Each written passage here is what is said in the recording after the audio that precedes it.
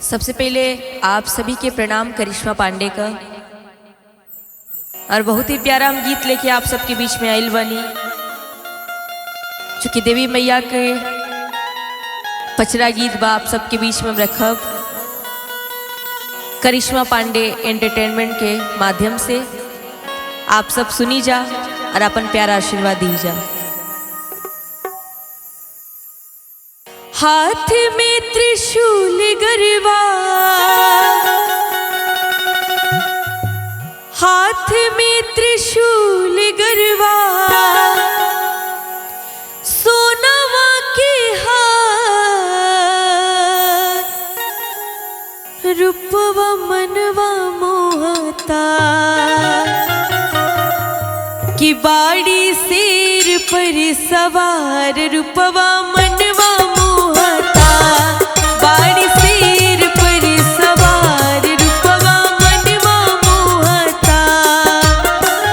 हाथ में त्रिशूल गरबा, हाथ में त्रिशूल गरबा, सोनवा के हार, रूपवा मनवा मोहता, सुरतिया मनवा मोहता, बाड़ी शेर पर सवार, रूपवा मनवा मोहता, बाड़ी शेर पर सवार, रूपवा मनवा मोहता।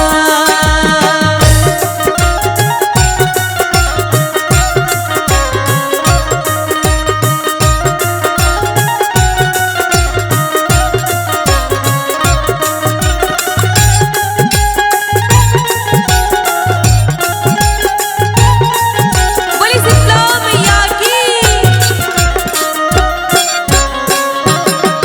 जय हो।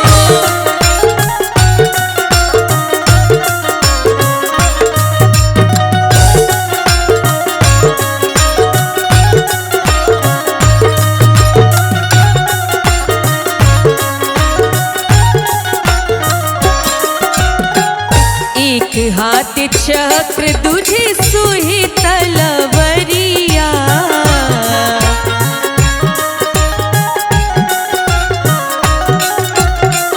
भगतन के गूंजा ताटे भारी जय करिया।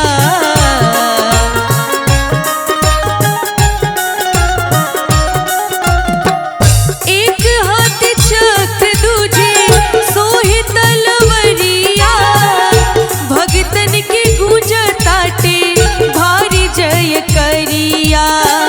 सोने के मुकुटवा शोभे, सोने के मुकुटवा शोभे, माई के कपार, रूपवा मनवा मोहता, सुरतिया मनवा मोहता, बाड़ी शेर पर सवार, रूपवा मनवा मोहता, बाड़ी शेर पर सवार, रूपवा मनवा मोहता।